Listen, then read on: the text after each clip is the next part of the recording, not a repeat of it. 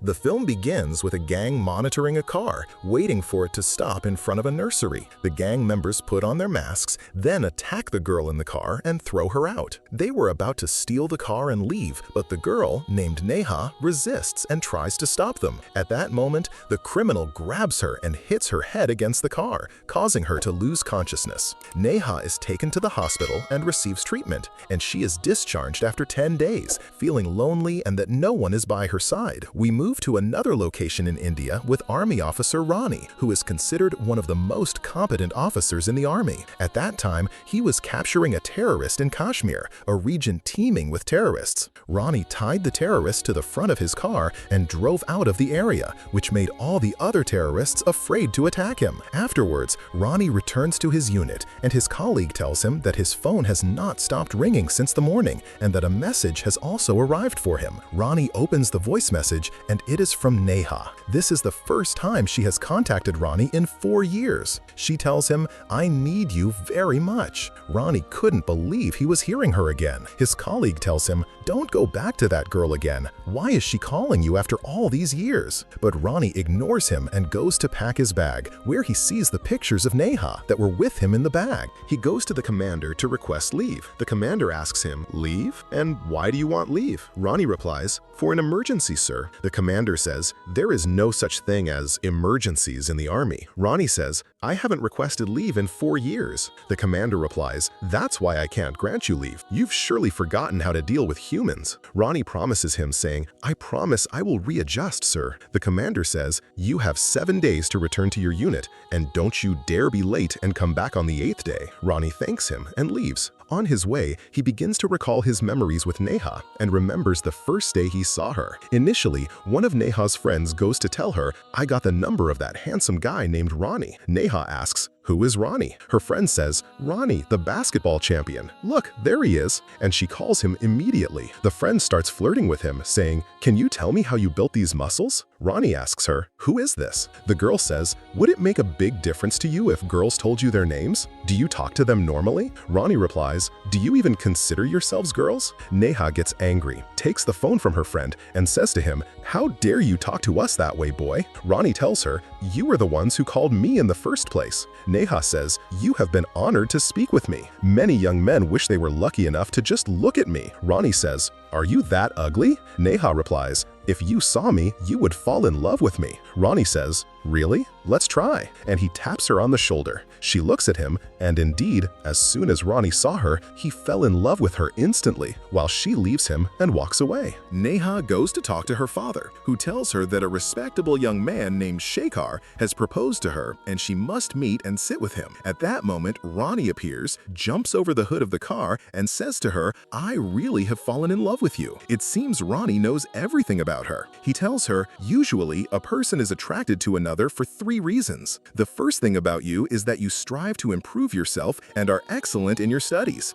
unlike the rest who spend their time playing and partying. The second reason is your big heart," and he means her actual heart, not something else. And he adds, "Your friend stopped coming to the university because she couldn't pay the fees, but because of your big heart, you paid the fees for her. The third reason is the genuine kindness of your heart." He continues to flirt with her and praise her beauty, all while her father is standing there. When Ronnie notices him, he greets him and says, "How are you, my father-in-law? Remember my face well, because you'll be seeing me a lot in the near future." Then he leaves them. Her father tells Neha, "Stay away from lost boys like him." She replies, "Okay." The next day, Ronnie was playing basketball when Neha comes to him and says, "Hey, Michael Jordan, listen to me carefully because I won't repeat myself. First, you are very arrogant. Second, you spoke nonsense in front of my father. Third, you are following and watching me, and I hate guys with these qualities. But I liked one thing about you, which is that you say what's on your mind with utmost courage." She writes her number on the ball and says, "This is my number. If you want to say anything else to me, call me." Then she lags and leaves. From that moment, love blossomed between them, and they started talking all the time, going out together, and spending happy times. Ronnie gives her an eternal promise, saying,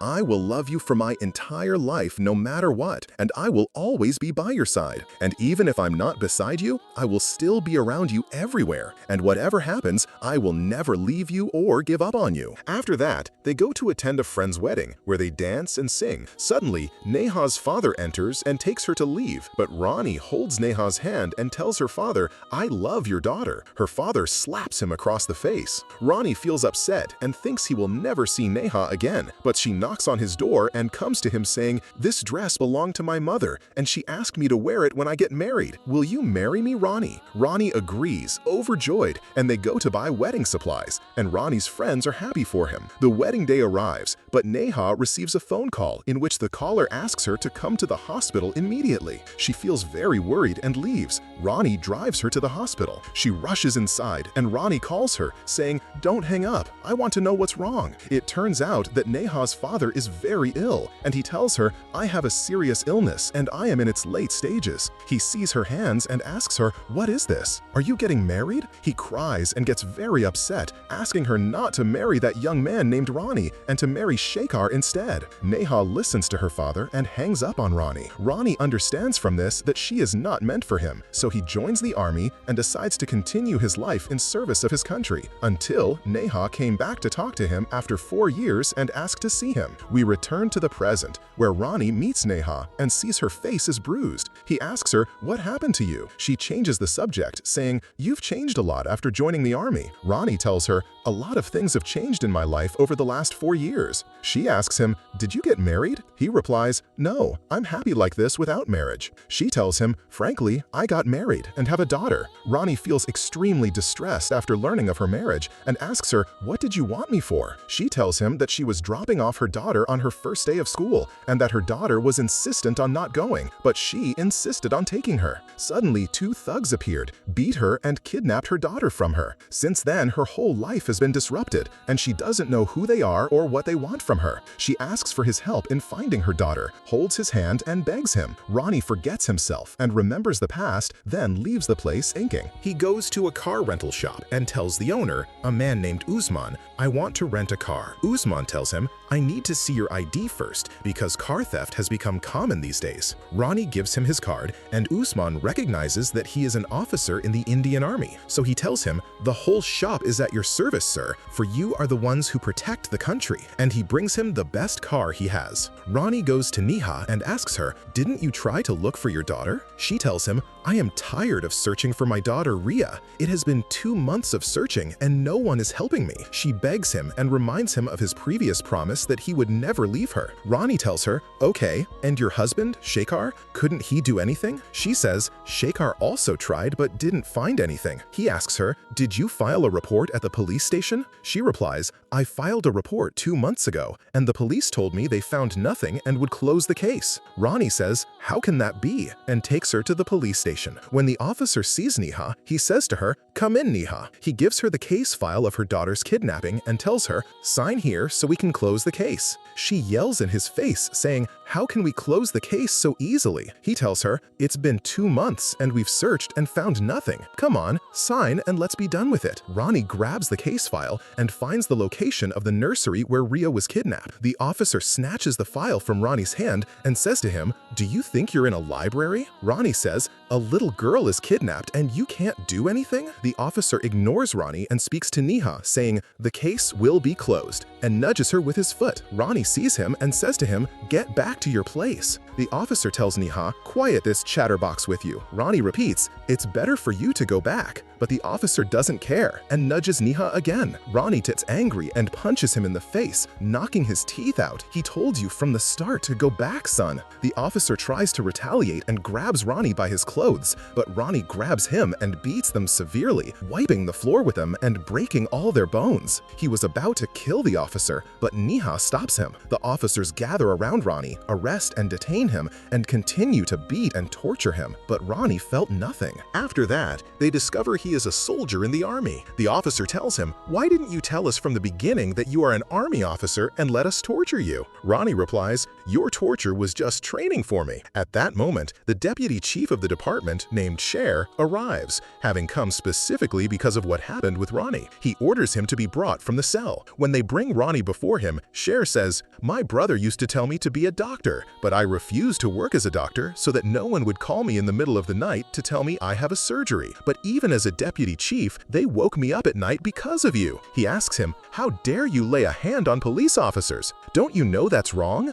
Ronnie replies, the officer forgot his duty, and I was reminding him of it, and under the law, I have immunity, and you are not allowed to arrest me. But Cher tells him, it's true you are an army officer, but you are on leave, and those on leave are treated like any civilian on the street. I will let you go because your commander is my friend. Indeed, Ronnie leaves the place and decides to go to the nursery of Rhea, Neha's daughter. He goes to the principal and tells her, a little girl was kidnapped from the nursery 2 months ago. The principal says, kidnapped? No, no one has been kidnapped from here. Ronnie says, how can that be? And shows her a picture of Rhea, Neha's daughter. The principal says, this girl is not a student at our nursery. Here, Ronnie is shocked and his mind starts racing. He goes out and finds cameras on the opposite building that cover the nursery street. He says to himself, surely these cameras filmed the thugs as they were kidnapping Neha's car. He immediately goes to Neha and tells her what the principal said. Neha tells him the principal surely said that so as not to get involved in something that would endanger her life. Ronnie says to her, okay, can I speak with your husband Shekhar? Suddenly, Neha's tone of voice rises and she says, no, you can't, and he doesn't know what's between us. Ronnie says, fine, I want pictures of Rhea. Neha says,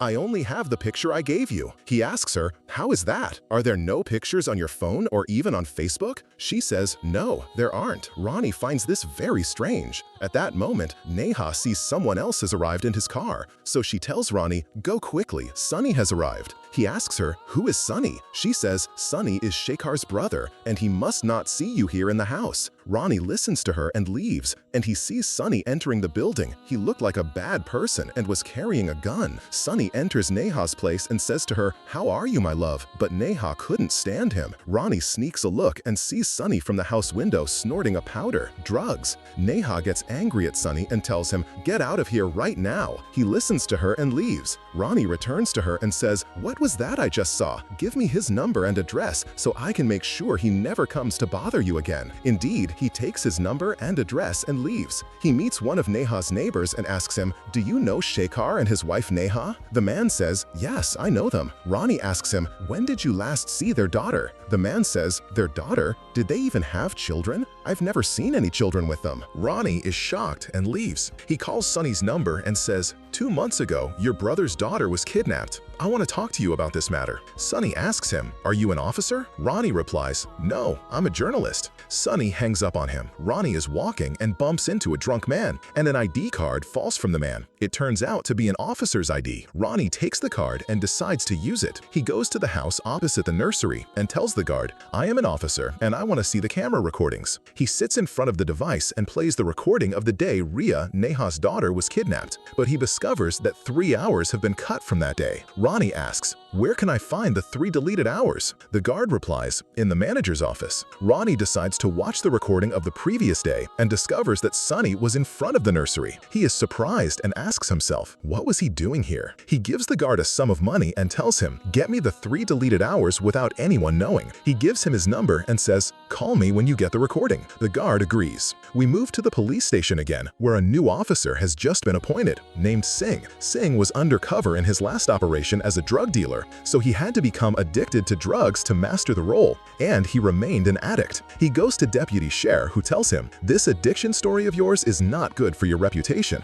You must prove that you are a skilled officer, as an officer's reputation is the most important thing he has. After that, Ronnie goes to monitor Sunny and his gang and keeps following them, and he sees them buying drugs from Usman. Ronnie is shocked because he thought Usman was a good person. Ronnie runs to catch them, but they have disappeared. Someone appears from behind him, points a gun at him, and asks, who are you and what do you want from us? Ronnie quickly turns around and beats them severely, takes the gun from them, points it at one of them, and asks, where is Rhea? The man says, I don't know anyone by that name. Ronnie lets him go and goes to Usman, saying, who were those people with you? Usman replies, they were lost people and I was giving them directions. Ronnie sees the bag of money in front of him and says, lost people pay you all this money to ask for an address? Usman confesses, honestly, I deal in drugs. This area is bad and full of deviant people, and a piece of advice from me, before you take any step, think it through carefully. Ronnie shows him a picture of Rhea and says, I'm looking for this girl, but Usman says, I've never seen her before. Ronnie publishes an ad in the newspaper about Rhea serious kidnapping, putting her picture and his phone number, and offers a financial reward for anyone who can find her. Neha calls him and says, "Why did you do that?" Now her kidnapper will be on guard. Ronnie tells her, "We have no other choice." But everyone who calls Ronnie is greedy for the reward money and doesn't know Ria's location. Suddenly, Ronnie's phone rings, and the caller says to him, "I want to know, will you be able to bring my daughter back or not?" Ronnie is surprised by his question and tells him, "What's your address? I'll come to you." Indeed, Ronnie goes to meet the man who tells him that his daughter was kidnapped 6 months ago in Mumbai while he was at the sea. He shows him a photo album of Ria. Ronnie asks him, "Is this girl your daughter?" The man replies, "Yes, of course, she is my daughter." Ronnie couldn't believe it and couldn't control his temper. He grabbed the man by the arm and said to him, "Show me her birth certificate." Ronnie sees Ria's birth certificate and does not find Neha's name on it. After that, Shekhar, Neha's husband, calls Ronnie and tells him, "I need to meet you right away." Ronnie immediately moves and goes to him. Shekhar talks to him about the ad he published in the newspaper and asks him, "How do you know Neha?" Ronnie replies, "We were in college together and she called me and asked for my help because her daughter was kidnapped." Shekhar says, "I don't know what to tell you, but we never had any children." This news hits Ronnie like a thunderbolt. Shekhar tells him that Neha was indeed attacked by thugs who stole her car and beat her violently, and she was admitted to the hospital. When she woke up, she kept asking me, "Where is our daughter Ria?" And she kept asking everyone on the street if they had seen Ria. In other words, she began to imagine that she had given birth and that her daughter was missing. I tried to convince her that we didn't have a child, but she doesn't want to believe it. The doctors diagnosed her condition as post-traumatic stress disorder. The blow to her head led her to this state. Ronnie hears the story and understands everything, that all of this was a delusion created in Neha's imagination. He starts to piece together the principal's words and the officer's behavior at the station. Then, the guard who was supposed to bring him the 3 deleted hours calls him, and this is Ronnie's last hope to believe Neha's words. Ronnie goes to watch the camera recording and sees the thugs beating Neha and stealing the car, but there was no girl in the car. Ronnie gets angry and rushes to Neha's house and confronts her with everything, saying, "You refuse to give me other pictures of Ria because you don't have any pictures of her, and all your actions were strange from the beginning. I saw the camera recording and Ria was not with you." Neha says, "The girl was in the back seat," but Ronnie doesn't believe her, and she tries to convince him, saying, "Everyone you met is a liar, and my daughter Ria exists." Ronnie tells her, "Wake up, you never gave birth, and there is no one in your life named Ria." Neha tells him, "Get out." Ronnie picks up his car key from the floor and was about to leave, but to his surprise, he sees a child's growth chart on the wall with the name Ria written on it. Ronnie says to himself, maybe Neha is telling the truth, but as soon as he gets up to call her, Neha has already jumped from the balcony and committed suicide. Ronnie tried to catch her, but fails, only managing to grab her scarf. Neha dies, and Ronnie is shocked and cries, remembering her words when she told him, "All people are lying." Officer Singh takes over the investigation into Neha's suicide and interrogates Shekhar, saying, "Are you the one who pushed your wife to suicide?" Shekhar denies this accusation. Singh learns from him that Sunny used to frequent the house. Singh leaves and tells another officer, Shekhar is telling the truth. He didn't kill Neha, but his eyes were full of lies. I'm sure there are many details in this case. He asks his assistant to trace Neha's phone to find out who she was talking to. After checking the phone, they find out that the last call was with Ronnie, so they get his address and move to investigate him. At the same time, Ronnie was in a state of severe depression. There is a knock on the door, but it's not the police, it's Usman. Usman tells him, "I have something important to tell you. Neha did indeed have a daughter named Ria." Ronnie gets angry, grabs him by his clothes and says, "Speak." Usman says, "Neha was not crazy. What she said was true. Sunny is the one who orchestrated this whole story. One day, while I was getting merchandise from Sunny, I saw his men arrive with a little girl. Sunny gave me a sum of money and told me, 'Keep your mouth shut or I'll kill you.' I was very scared and listened, but I never imagined this would lead to a woman's suicide." While armed men arrive at the hotel where Ronnie is staying, they had come to kill him. The person who sent them is the man who called Ronnie and told him that Ria was his daughter. But the two men kill someone else by mistake instead of Ronnie. Ronnie asks Usman, "Where can I find this animal named Sunny?" Usman tells him his location. They get into the elevator with the two men who came to kill Ronnie. Just then, Singh calls Ronnie and asks him, "Where are you?" Ronnie replies, "I'm at the hotel." Singh tells him, "Stay where you are and don't move. I'm coming to you." But Ronnie hangs up and leaves leaves to get to Sunny. Ronnie exits through one door and Singh enters through another. Ronnie reaches Sunny and tells him, "Where is Rhea?" Sunny orders his men to beat Ronnie, but who are they going to beat? It is Ronnie who grabs them and crushes them all. Sunny runs away, and Ronnie runs after him. Singh learns what happened and orders all units to arrest them. Sunny and Ronnie climb onto the road. Sunny jumps onto a bus, and Ronnie keeps chasing him and doesn't let him go, until Sunny gets tired of running, and Ronnie catches him and starts punching him in the face. The police have arrived, and they barely manage to pull Ronnie away before he kills Sunny. They arrest them both. Singh tells Ronnie, "Didn't I tell you to wait at the hotel?" Ronnie replies, "Wait for what? Wait until they kill Rhea?" Singh asks him, "Were you present at the time of Neha's suicide?" Ronnie retorts, "What would you do if your daughter was the one kidnapped?" Singh gets angry with Ronnie and throws him in the cell. Ronnie remains angry and tells him, "You are supposed to be servants of the people, not throw innocents in jail." Singh tells him, "Calm down before I deal with you." Ronnie says, "You talk like that because you have me locked up, but if you faced me man to man, I would show you your place." So Singh gets up and opens the cell, and indeed, the two engage in a fierce fight, but Ronnie was much stronger than him and beats him severely until the officers grab him and Deputy Sher intervenes. Ronnie tells them, "How much bribe did you take to stay silent about the truth?" Sher asks him, "What do you mean?" Ronnie answers them, "Sunny, whom you let go, is the one who kidnapped Neha's daughter." Sher asks him, "Do you have proof of what you're saying?" He says, "Yes, Usman." Indeed, they bring Usman, who tells the truth and testifies that he saw Sunny's men kidnapping Rhea. Sher asks him, "Will you say this in court before the judge?" He replies, "Yes, I will." They bring Sunny for interrogation. Singh wanted to interrogate him, but Sher refused and said, "I will be the one to interrogate him." He goes in and asks him, "Where is Rhea?" Sunny lies and says, "I don't know anyone by that name." He asks for a cigarette and is hallucinating from the drugs he takes. He dares to hit Deputy Sher, but Singh intervenes, pulls a gun on him, and was about to shoot, but Sher stops him. At that moment, Sunny steals Sher's gun and points at him, but Sher had another gun and kills Sunny instantly. Ronnie rushes in. He didn't want Sunny to die, because then he would never know Rhea's location. He explodes with anger. Sher sits with him afterwards and calms him down. Ronnie says, "I wished to take revenge on Sunny and save Rhea, but unfortunately I failed, as if I participated in Neha's death." Sher tells him,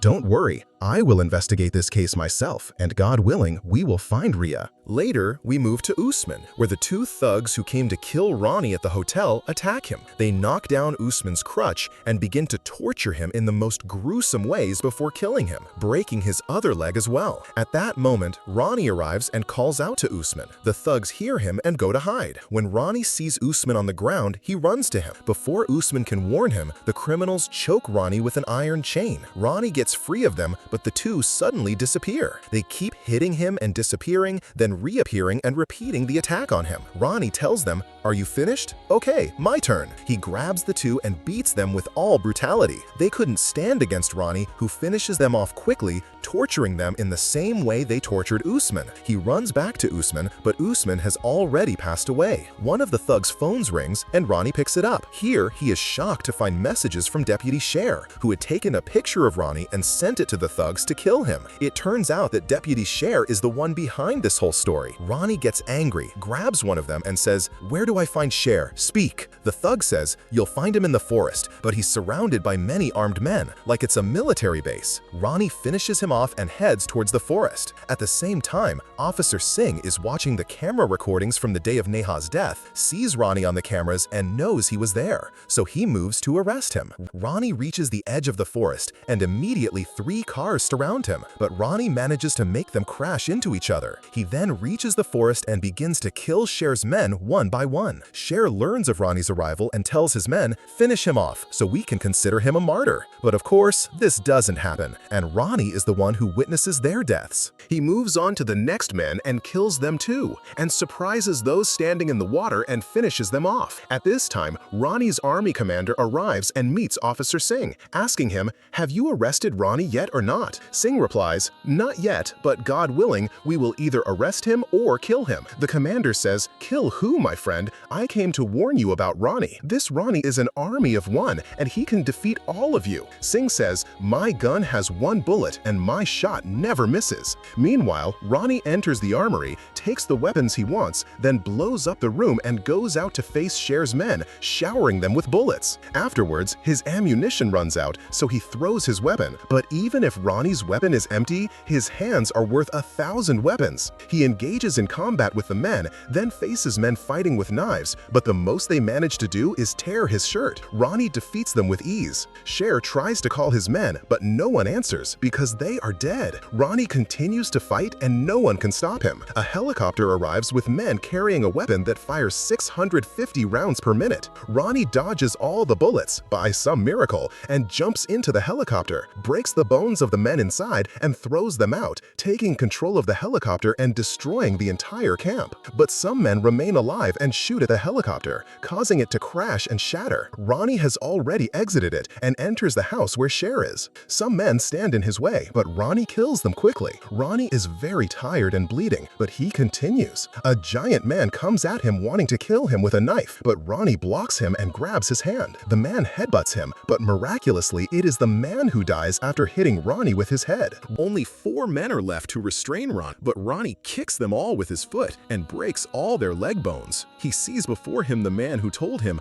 "I am Ria's father," and says to him, "So you are Ria's father? Take this so you never become a father again, and take this and go to hell." But at that moment, Sher appears and shoots Ronnie, and a bullet hits him in the stomach. But surely Ronnie will not die such a trivial death. Sher approaches him and says, "Didn't I tell you I would investigate the case and you should stay out of this story?" He asks him, "What do you want?" Ronnie replies, "I want Ria." Sher says, "Ria is alive. Do you want anything else?" Sher begins to tell his story and why he kidnapped Ria. He tells him that he started dealing drugs because he got tired of his job and wanted another source of income. A golden opportunity came to him through Ria. One day, he went to Sonny's warehouse and took a box of drugs from him, and then he heard a girl crying. He went to see and found a man pointing a gun at Ria and about to kill her. But I intervened and killed that man, and I took Sonny with me and went to Shekhar and told him, "Look, your brother wanted to kill your daughter." But it turns out that Shekhar is the one who ordered Sonny to kidnap Ria because he didn't love his daughter at all, but he did not order Sonny to kill her. At that point, Sher got greedy and an idea came to him. Sher told him, "I'm not interested in whether you love your daughter or not. I have a large shipment about to arrive, and since you own a large shipping company, you will finish this story for me and bring me my goods, and I will keep your daughter locked up with me until you bring the goods." Shekhar told him,